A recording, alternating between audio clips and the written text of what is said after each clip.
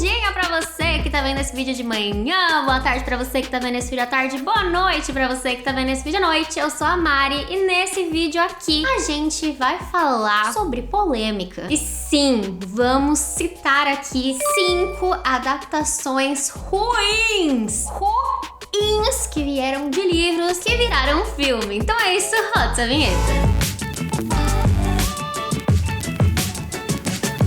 Antes da gente começar esse vídeo, aproveita para já se inscrever nesse canal, caso você ainda não seja inscrito, e também me seguir aí pelas redes sociais. Eu sou @itsmaraújo em todas elas. Adoro muito conversar, então por favor, vamos conversar muito aí sobre adaptações, sobre o mundinho de séries, filmes, enfim, sinta-se à vontade. E também vou deixar aqui na descrição a minha lojinha, porque estamos com esse moletom perfeito aqui, né, do Acampamento Meio Sangue, que é da minha coleção, e ele é bem laranja, bem Acampamento Meio Sangue, pra chamar atenção mesmo. E claro, né, pra esquentar nesse friozinho que agora tá começando inverno, então aproveita.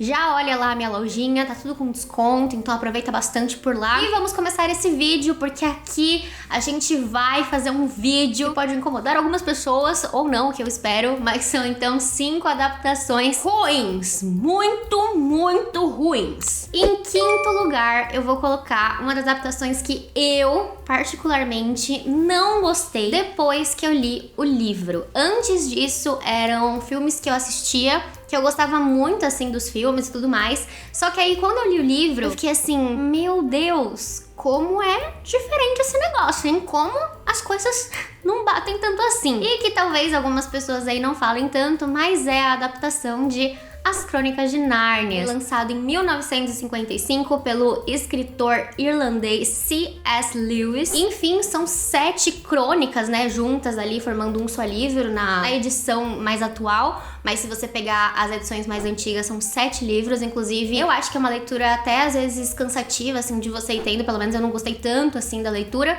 mas eu entendi muito bem como funcionavam cada uma das crônicas. E aí, depois que eu li, eu comecei a me perguntar muita coisa sobre essa adaptação. Eu acho que uma das melhores que tem realmente é do primeiro filme, que é baseado na segunda crônica, que é o Leão, a Feiticeira e o Guarda-Roupa. Mais o segundo filme, que é focado ali na aventura do Príncipe Caspian. E o terceiro filme, que é A Viagem do Peregrino da Alvorada, eu acho que são adaptações muito ruins e que, quando comparadas ao livro, tem muita discrepância. Fora que, né, quando você acompanha ali as 7 crônicas, você vai entendendo muito mais ali sobre os irmãos, você vai tendo um apego muito maior com eles. Inclusive, até o terceiro livro, né, que tem o primo deles ali ganhando maior destaque pra virar, então, o protagonista. Acaba que não continua essa saga, né, porque ainda tem mais outras 2 crônicas depois disso, que também não é mais falado. Então eu sinto que ainda falta um desfecho, eu sinto que o negócio ficou meio jogado. Houve boatos aí de que As Crônicas de Nárnia viraria uma série da Netflix, depois nunca mais foi falado sobre isso, mas eu espero aí que realmente tenha uma série da Netflix de As Crônicas de Nárnia, porque eu acho que a história é muito mais densa do que os filmes mostraram, né? Como eu falei, o primeiro filme ele é uma adaptação bem legal, mas os outros 2 eu não gosto tanto, e é por isso que ficou aqui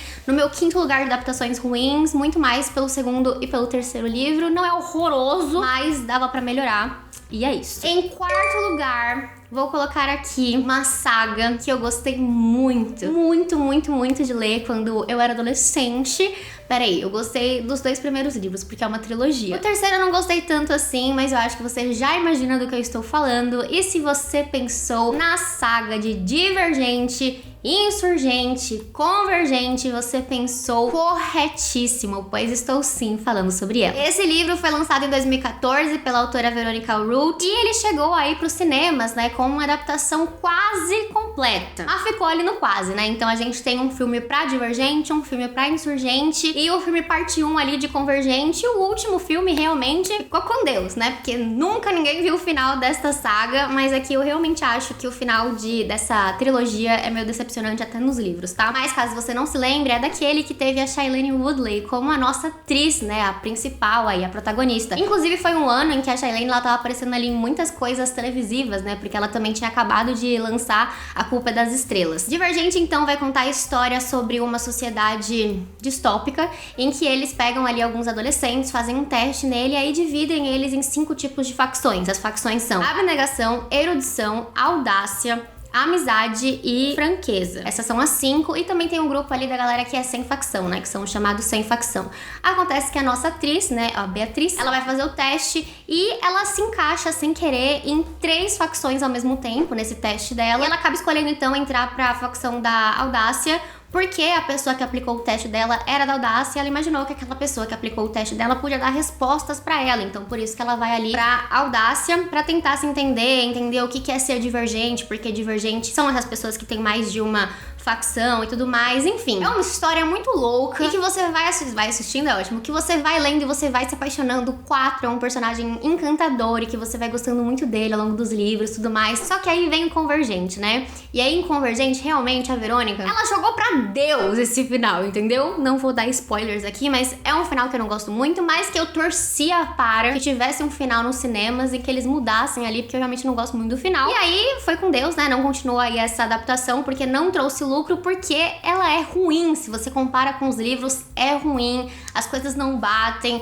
não encaixou direito, principalmente Insurgente, assim, olha, sinceramente. E aí eles não explicam muitos outros detalhes ali, então fica uma conversa meio confusa, um roteiro meio largado. Aí realmente ficou aí o nosso 4º lugar. Sinto muito, Divergente, você merecia mais. O 3º lugar, a nossa medalha de bronze, eu tenho certeza que é um filme que você não imaginou que estaria por aqui, ou talvez você nem tenha assistido ele tanto assim. Mas eu tive que colocar em 3º lugar muito mais pelas minhas expectativas por essa adaptação e por ser uma adaptação nova, né? Porque eu achei, pô, estamos em 2023. Acho que as pessoas sabem fazer uma boa adaptação. E aí me provaram que não sabem, não. É uma adaptação de um livro de Taylor Jenkins Reid que foi lançado em 2016, que se chama Amores Verdadeiros. Eu tinha até colocado isso nas adaptações que iam estrear esse ano e que eu tava super ansiosa pra assistir. Eu criei expectativa. A culpa foi toda minha. Eu criei muita expectativa. E o grande problema dessa adaptação é porque a questão da história ficou muito fiel. O problema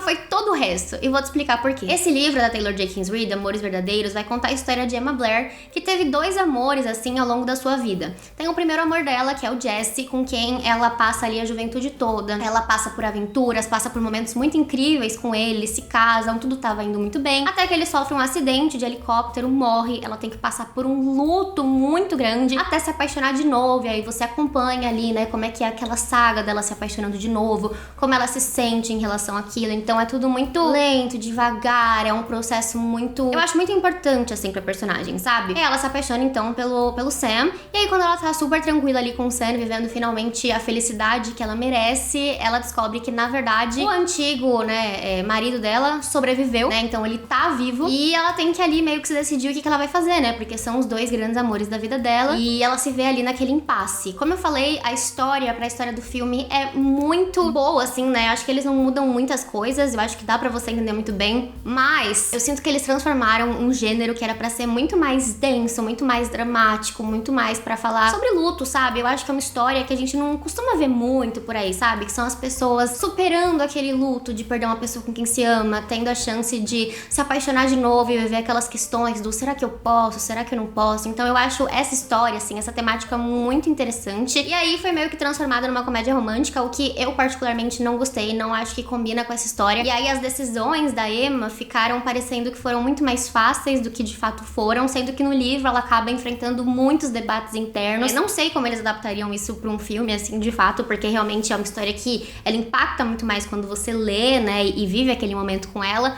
Mas eu tinha muita expectativa, principalmente porque tem o Simu Liu, né, fazendo o Sam, que ele tá também no filme da Barbie. Então, assim, eu tava com muita expectativa, infelizmente não rolou muito. E eu não gostei desse filme no geral, assim, eu fiquei bem triste mesmo. Eu tinha muita expectativa por ele, por ser uma história da Taylor Jenkins Reid, e foi só decepção. E é isso, que eu não tenho muita coisa boa pra falar. É que a partir daqui, o negócio vai só pra baixo. Medalha de prata, né? O nosso 2º lugar, que tinha que ser pra ele, porque não tinha como não ser para ele, que sim, Percy Jackson. Bom, Percy Jackson é aí uma história super envolvente, super incrível, que foi lançada em 2005 por Rick Riordan. E aí é uma série, né, uma saga de 5 livros diferentes, que é o Percy Jackson e os Olimpianos. E quando virou uma adaptação para os cinemas com o Logan Lerman, a gente pensou, é agora, vem aí o melhor da geração. Porque tava vindo assim bem no momento em que Harry Potter tava acabando, então você pensou, cara, é agora que vai surgir uma saga perfeita. Oh, tristeza. Não veio. Mas não veio porque foi adaptado de modo errado, tá? E assim, tudo praticamente. Eu não tenho coisas muito positivas pra falar sobre o filme, porque quando você lê o livro, as coisas vão muito mais devagar, assim, do que o ritmo que é contado no livro. E aí as coisas são difíceis, né? Eles são bem mais novos nos livros, então você entende ali um pouco da imaturidade deles, tudo mais, o que é muito interessante. Caso você não conheça a história, né? Percy Jackson é um menino que com 12 anos, ele acaba descobrindo que ele na verdade não é um menino comum, ele é um semideus, né? Então ele é filho ali de uma humana com um deus, ele não sabe qual dos deuses é o pai dele, apesar dele ficar, sei lá, submerso por 14 horas seguidas, ele não sabe que ele é filho de Poseidon. Que coisa. Mas enfim, e aí beleza, né?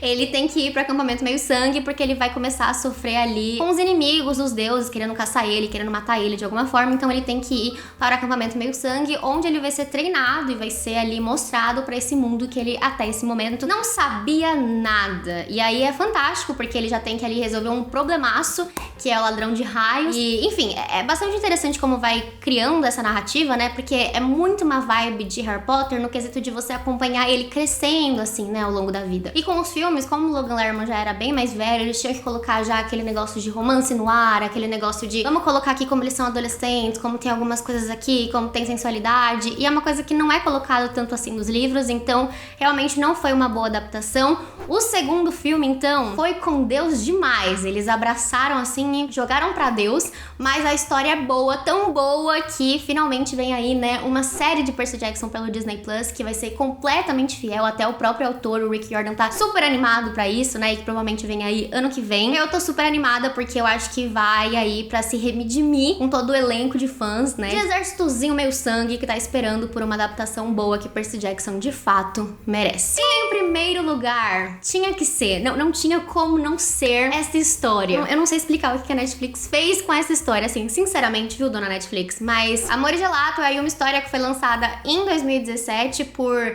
Jenna Evans Hell, e ela lançou ali também como se fosse uma trilogia, né, só que são histórias apartadas. Então ela vai contar aqui sobre Amor e Gelato, aí tem o Amor e Sorte, que é uma outra história, e Amor e Azeitonas, que é uma outra história, em um outro lugar e tudo mais. E todo mundo estava muito esperançoso com Amor e Gelato, porque é uma história leve, é uma coisa adolescente, é uma coisa teen, que é muito gostosinha de você acompanhando, né? Caso você não conheça a história, a gente vê ali, né, então, a Lina, que ela passou ali pela morte da mãe dela, e ela vai ter que morar com o pai, que mora na Toscana, que ela simplesmente não conhece, porque foi o último pedido da mãe dela pra ela. E aí ela vai pra lá, descobre que o pai, na verdade, trabalha tipo num cemitério memorial, assim, o que ela já odeia. Mas ali também ela acaba descobrindo muito mais coisas da mãe dela que ela nem imaginava, porque ela encontra um diário da mãe dela, ela vai se descobrindo e se conectando muito mais com a mãe dela também, fica ali meio que num triângulo amoroso entre o Ren e o Thomas, então é interessante você acompanhar isso, mas a Netflix fez um filme em que eu sinceramente não sei,